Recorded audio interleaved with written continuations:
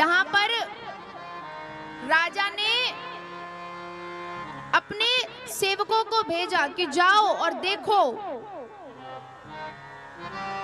कौन सा वरा फुलवारी में घुस गया है जिसने पूरी फुलवारी को तहस नहस कर दिया है।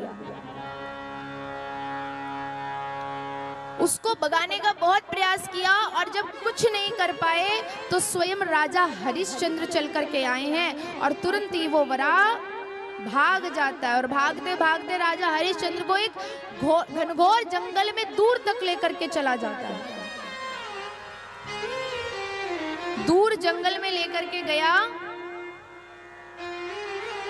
और वहां पर जो विश्वामित्र हैं उन्होंने वरा को गायब करके अपना एक दूसरा रूप बनाया, एक ब्राह्मण का रूप बनाया और अपनी माया से एक वर और एक कन्या को उत्पन्न किया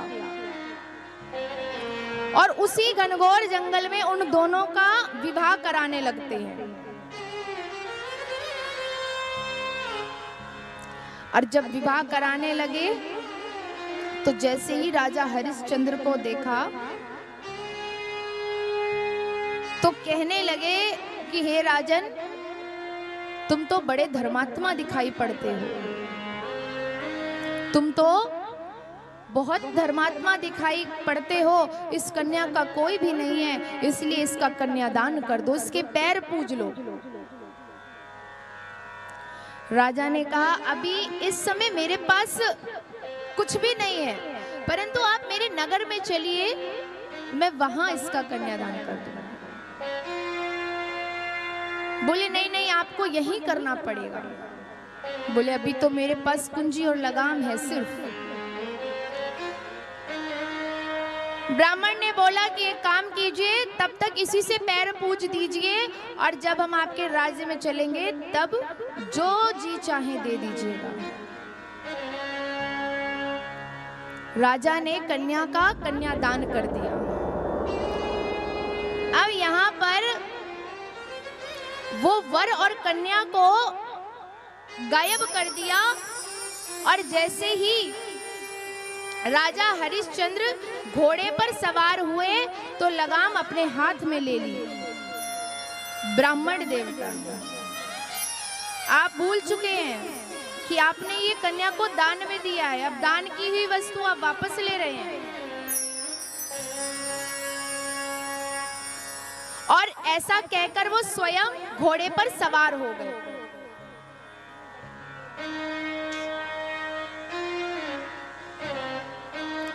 वो स्वयं घोड़े पर सवार हो गए और राजा हरिश्चंद्र पीछे पैदल पैदल आता। जब अपने राज्य में पहुंचे तो जितनी भी प्रजा थी उसे बड़ी ही खुशी हुई। राजा को देख करके खुशियां मनाती है। राजा महल में ले जा करके बड़ी खातिरदारी करते हैं और ब्राह्मण देवता को बैठाते हैं, आसन देते हैं। ब्राह्मण ने कहा कि हे राजन, मैं तुम्हारा पंडित हूं, इसलिए मुझे भी कुछ दक्षिणा दो। राजा ने अपने सेवकों से कहा कि राज खजाने में से जा करके 3 मन सोना लेकर आओ। अब जैसे ही सोना लेकर के आए तो ब्राह्मण ने कहा कि राजन, आप फिर से भूल रहे हैं, आपने ये सब कन्या को दान किया है और जहां तक घोड़े की टाप बजी है वो सारा राज्य भी मेरा हो गया है और आप दान में दी हुई चीज मेरा ही सामान मुझे ही दे रहे हैं दान में।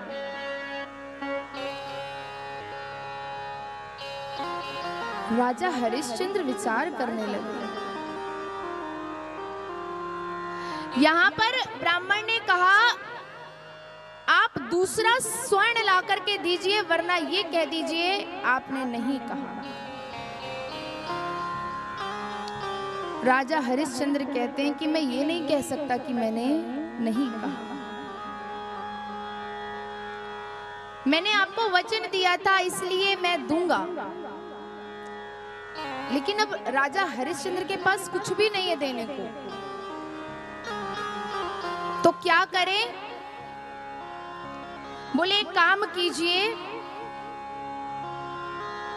हम तीनों को एक एक मन सोने में बेच दीजिए।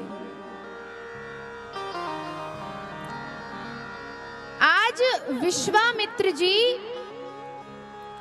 राजा, रानी और पुत्र रोहित को, जिस रानी को किसी ने झिने झिने पर्दों में भी नहीं देखा, आज अयोध्या की गलियों में नंगे पांव चल रही है। जिस पुत्र रोहित ने उठा करके खुद से कभी एक गिलास पानी नहीं पिया, आज नंगे नंगे पांव अयोध्या की गलियों में चल रहा है। कुल 28 दिन में काशी जी पहुंचते हैं और काशी जी पहुंचे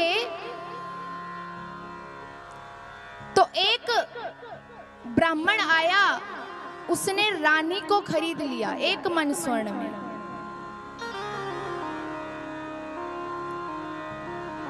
और उसे अपने घर में कार्य दिया।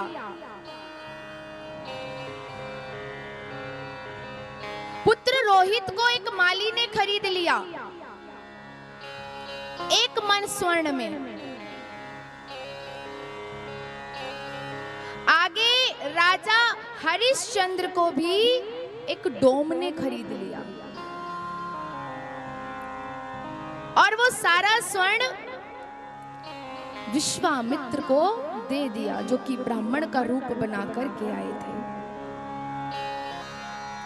सत्य के लिए राजा हरिश्चंद्र ने अपनी पत्नी तक का विक्रय कर दिया। सत्य न छोड़ा, धर्म न छोड़ा, राजपाट सब छोड़ दिया।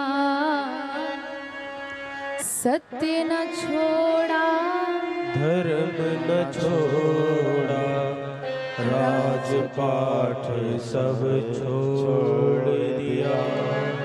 सत्य निभाने हरिश्चंद्र ने, सत्य निभाने हरिश्चंद्र ने अपने सुख को छोड़ दिया। सत्य न छोड़ा, धर्म न छोड़ा, राजपाट सब छोड़ दिया। सत्य न छोड़ा, धर्म न छोड़ा, राजपाट सब छोड़ दिया। राजा हरिश्चंद्र ने सत्य की राह को नहीं छोड़ा। दिन व्यतीत होने लगे और एक बार की बात है, राजा हरिश्चंद्र की पत्नी तारामती कुछ गृह कार्य कर रही थी और जो पुत्र था वो वाटिका में था, खेल रहा था कि तभी क्या हुआ कि गुरु विश्वामित्र ने एक सर्प का वेश बनाया और जा करके पुत्र रोहित को डस लिया। और जैसे ही पुत्र रोहित को डसा है तो कुछ बच्चे चिल्लाते हुए आए, अरे ओ दासी, तेरे पुत्र रोहित को सर्प ने डस लिया है, वो मर गया है। आज जैसे ही तारामती ने ये सुना कि उसके पुत्र रोहित को सर्प ने डस लिया है, ब्राह्मण से इजाजत मांगती है, मुझे जाने दीजिए। ब्राह्मण ने कहा पहले सारा घर का काम करो और उसके बाद जाना। रोती रोती सारा काम करती है और दौड़ती हुई अपने पुत्र रोहित के पास पहुंची है। और आज जैसे ही मृत रोहित को देखा है तो रुदन कर रही है, रोती तारामती बेसबर बाग में, हे प्रभु क्या ये रोहित हमारा नहीं। रोती तारामती बेसबर बाग में, हे प्रभु क्या ये रोहित हमारा नहीं। खेला बचपन में ये हाँ मेरी गोद में। खेला बचपन मेरे हाँ मेरे गोद में। पुत्र का दूर होना गवारा नहीं। पुत्र का दूर होना गवारा नहीं। फूल लेने को आया था लालन मेरा, नाग जहरी ने डस दिया जीवन मेरा। नाग जहरी ने डस दिया जीवन मेरा। और हे प्रभु किसको जाकर दिखाए जिगर का जख्म, इस जहां में कोई भी हमारा नहीं। इस जहां में कोई भी हमारा नहीं। रोती तारामती बेसबर बाग में, हे प्रभु क्या ये रोहित हमारा नहीं। हे प्रभु क्या ये रोहित हमारा नहीं। आज जैसे ही मृत रोहित को देखा है, माँ तारामती फूट फूट कर रो रही है। किसको जाकर के दिखाऊं, किसको बताऊं, किसको अपना दर्द समझाऊं, मैं कितनी दुखी हूं, समझ नहीं आता। बड़ी दुखी है अपने पुत्र रोहित की मृत लाश को लेकर के पहुंची है शमशान घाट, जहां के दास कौन है? राजा हरिश्चंद्र जहां के दास हैं। जा करके पुत्र रोहित को लिटा दिया कि इसका दाह संस्कार करना है। अब जैसे ही राजा हरिश्चंद्र ने देखा तो कहा कि पहले इसके ऊपर कफन लेकर के आओ, क्योंकि मेरे मालिक ने मुझे यह आदेश दिया है कि बिना कफन के किसी का भी दाह संस्कार नहीं होने देना, और मैं उनकी आज्ञा का उल्लंघन नहीं कर सकता, और इसके शरीर पर कफन नहीं है। आज जैसे ही तारामती ने ये सुना तो उसकी हुक निकलती है, चीख करके रोती है। कहां गया वो परम प्रतापी परमात्मा जो राजा हरिश्चंद्र के पुत्र के लिए कफन भी नहीं दे सकता? राजा हरिश्चंद्र मुंह घुमा करके खड़े हैं, और जैसे ही तारामती के मुख से अपना नाम सुना तो मुड़ करके देखा कि ये तो मेरा ही पुत्र रोहित है। राजा रानी लिपट लिपट करके पुत्र रोहित को गले लगा लगा करके रो रहे हैं। तारामती ने कहा कि अब तो इसका दाह संस्कार कर दीजिए, ये आपका पुत्र है, कम से कम अब तो इसको अग्नि दीजिए। राजा हरिश्चंद्र ने कहा, देवी अब ये मेरा पुत्र बाद में है, पहले मैं इस शमशान का दास हूं, और इसके ऊपर कफन नहीं है, मैं इसका दाह संस्कार नहीं कर सकता, पहले कफन लेकर के आओ। तारामती कहती है आपसे तो कोई बात नहीं छिपी, मैं कहां से लेकर के आऊं? आपसे तो कुछ नहीं छिपा।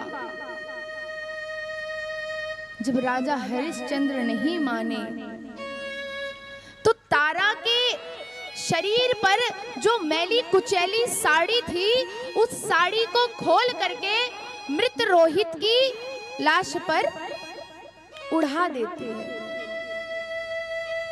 अब तो इसका दाह संस्कार कर दीजिए। आज जैसे ही राजा हरिश्चंद्र दाह संस्कार करने ही जा रहे थे, वैसे ही आकाश मंडल से पुष्पों की वर्षा होने लगती है कि हे राजा हरिश्चंद्र, जो तुमने आज सत्य के लिए किया है, धर्म के लिए किया है, हे राजा हरिश्चंद्र, युगों युगों तक तेरा नाम रहेगा।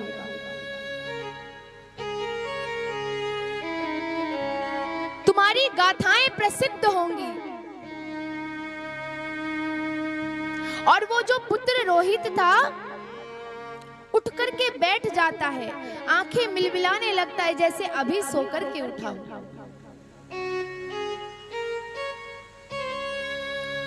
आकाशवाणी होती है, सभी देवता पुष्पों की वर्षा करते हैं और विश्वामित्र को अपनी गलती का पछतावा होता है। भगवान विश्वामित्र की खूब डांट लगाते हैं कि तुम इनका धर्म छुड़ाने के लिए चले थे। भगवान ने पूछा, बताओ क्या चाहते हो? जो भी चाहते हो दिया जाएगा। बोले प्रभु, हम आपसे कुछ नहीं चाहते, बस इतना चाहते हैं कि अगले जन्म में भी हमें ही आप पति पत्नी बनाना और हमारे रोहित जैसा पुत्र हो और विश्वामित्र यूं ही हमारी परीक्षा लेते रहे, धन संपत्ति वैभव भी इसी प्रकार हो और आपके दर्शन होते रहे, बस हम यही चाहते हैं।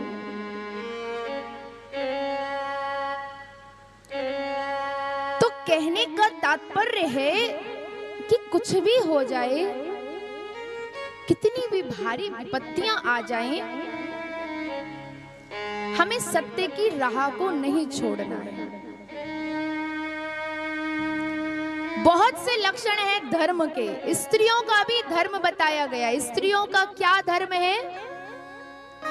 अपने पति के अनुकूल चलना, अपने पति की बात को मानना, यही पतिव्रता स्त्रियों का सर्वप्रथम धर्म है। अपने घर का पालन पोषण करना, अपने बच्चों को संस्कारों से भरना, पति की बात का उल्लंघन ना करना, ये सारे लक्षण किनके बताए गए हैं? स्त्रियों के।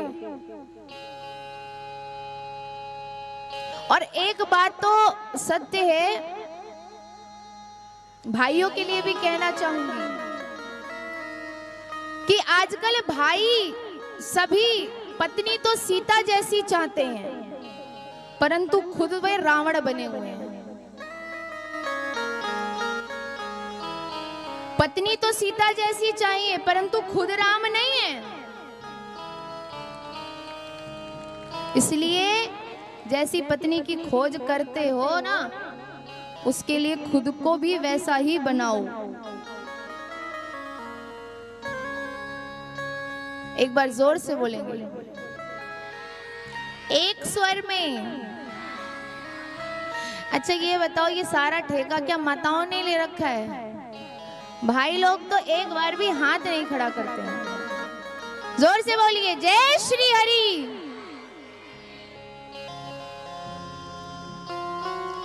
लक्षण बताया है। दया, दया की भावना नहीं छोड़नी। आज हमारे सामने कितना गलत होता रहता है, लेकिन हम सब कुछ खड़े खड़े देखते रहते हैं, कोई भी आगे नहीं बढ़ता। या फिर ये कहें कि हम सिर्फ डरते रहते हैं कि आगे नहीं जाएंगे, फंस जाएंगे बेकार में। कोई व्यक्ति, अगर 5 व्यक्ति एक व्यक्ति को मार रहे होते हैं तो सभी सामने से देख देख करके गुजरते जाते हैं, परंतु कोई उसके लिए आवाज नहीं उठाता। कोई आगे नहीं बढ़ करके आता। कहीं पर भी कुछ भी गलत होता है, हमें रोकना चाहिए,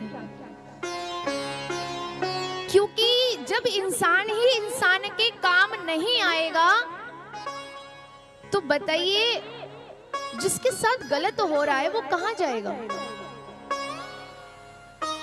ये मनुष्य जन्म, अगर हमारे अंदर दया की भावना नहीं है तो हम मानुष नहीं, हम पशु हैं, जिसे कोई बुद्धि नहीं है, जिसे कोई समझ नहीं है। एक पशु को नहीं पता उसे कैसे बैठना है, कैसे उठना है, कैसे खाना है। इसलिए दया की भावना रखिए। और कुछ पंक्तियां हैं कितनी सुंदर सी।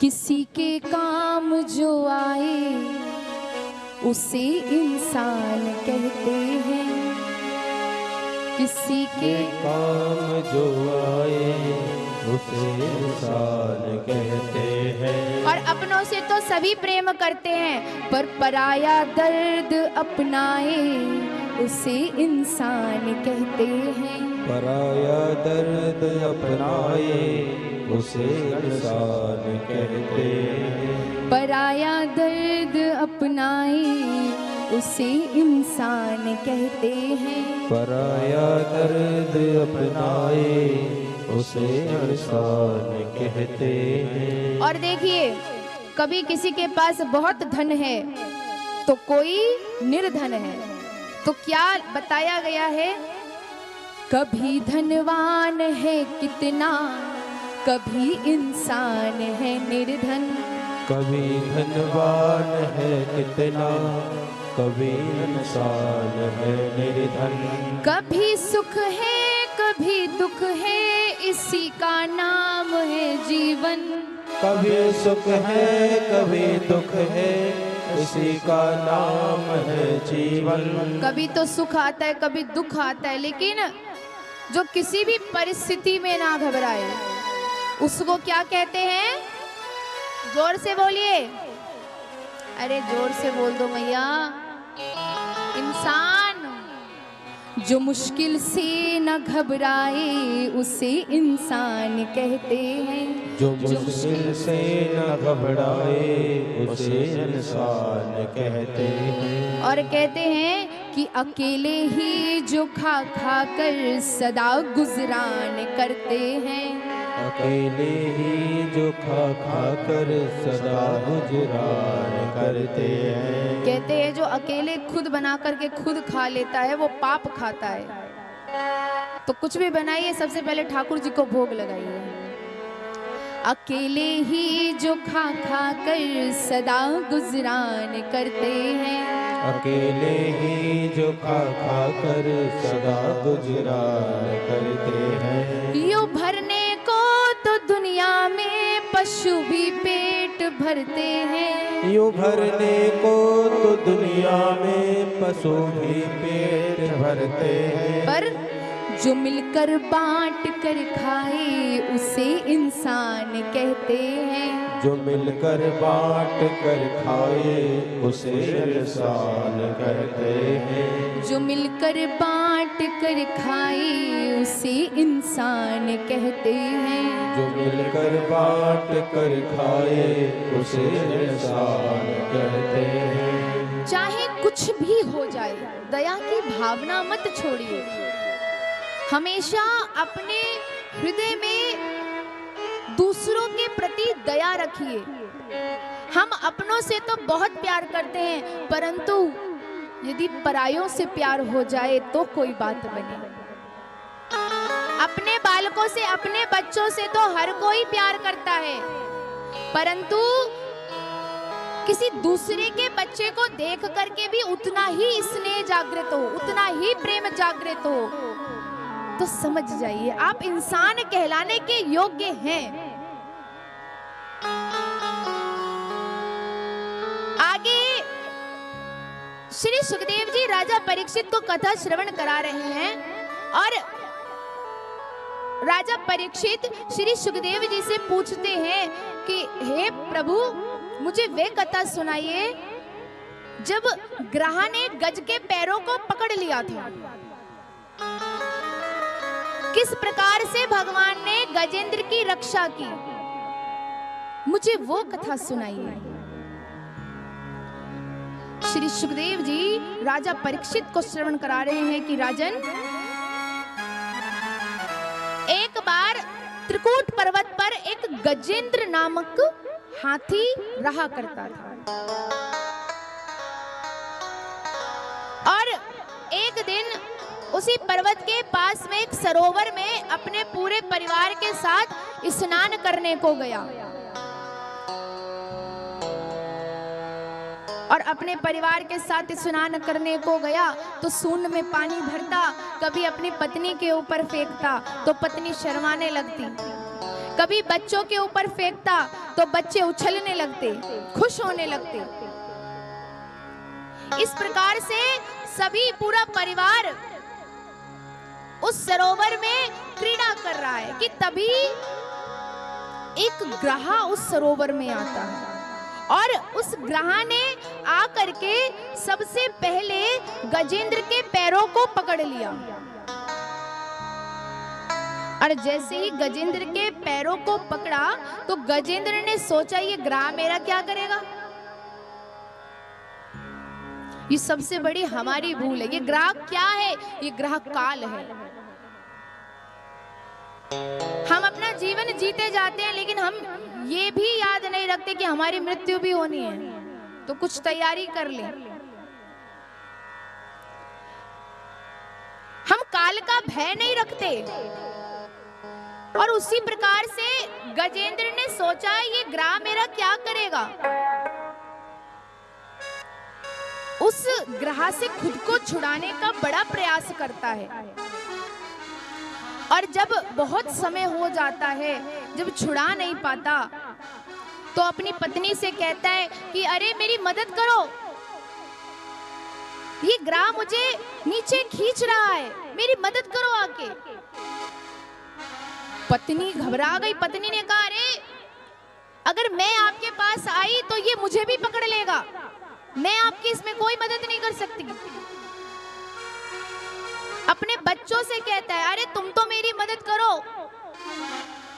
मैं सारी जिंदगी तुम्हें खुश करने में लगा रहा और अब जब मुझ पर विपत्ति आई है तो तुम सब पीछे हट रहे हो। बच्चों ने कहा अरे पिताजी अभी हमारी उम्र ही क्या है, हम नहीं आएंगे, आप ही जाइए अकेले। एक बात ना बंधुओं सत्य है, सुर नर मुनि सबकी यह रीति और स्वार्थ लागी करहे सब प्रीति। सब यहाँ स्वार्थ के रिश्ते हैं, कोई ना कोई स्वार्थ है किसी का, तभी वो आपसे जुड़ा हुआ है। बिना स्वार्थ की ये दुनिया है ही नहीं, यहाँ सबका अपना कोई ना कोई स्वार्थ है। लेकिन एक परमात्मा है जो हर समय आपका साथ देता है। एक बूढ़ा सा व्यक्ति था और अचानक से उसकी तबीयत कुछ खराब हो जाती है। तबीयत कुछ खराब हुई तो लगा कि हम वो बचेगा नहीं। उसके 4 पुत्र हैं, 4। सोचा कि अब तो मैं बचने वाला नहीं हूं, अब तो मेरा अंतिम समय आ गया है, तो क्या करूं। तो जितनी भी प्रॉपर्टी थी वो अपने चारों बेटों में आधी आधी बांट दी। अब जब प्रॉपर्टी आधी आधी बांट दी और दुर्भाग्य ऐसा उस बूढ़े बाबा का कि वो एकदम स्वस्थ हो गया, एकदम स्वस्थ हो गया। अब 4 बेटे हैं, चारों में से एक भी अपने पिता को रखने को राजी नहीं। बड़ा दुखी हुआ, अपने मित्र से मिलता है, मित्र को सारी बात बताता है। मेरे 4 पुत्र हैं, मेरी तबीयत बिगड़ गई तो मुझे लगा कि शायद अब मैं ठीक नहीं होऊंगा, इसलिए मैंने अपनी सारी संपत्ति अपने चारों पुत्रों में बांट दी और अब मुझे कोई भी रखने को तैयार नहीं है। मैं कहाँ जाऊं, क्या करूं, कुछ समझ नहीं आ रहा। तो उस बूढ़े बाबा के मित्र ने उसे एक सलाह दी। क्या सलाह दी कि एक काम करो, मेरे पास एक बक्सा रखा है। क्या रखा है? जोर से बोलो, ध्यान कहाँ है तुम्हारा? बोले ध्यान तो ये रखी टॉफियों पर है, कब जन्मोत्सव हो कब ये खाने को मिले। एक बार जोर से बोलो, जय श्री हरि। जय श्री हरि। सब मिलेगा खाने को, माताओं इसी को ना घूरो। तो बंधुओं, अब यहाँ उसके मित्र ने कहा मैं तुम्हें एक बक्सा देता हूं और इस बक्से में कुछ पत्थर भर दिए और उसमें लगा दिया ताला। ताला लगा दिया और उसे दिया और कहा कि देखो ये बक्सा लेकर जाओ।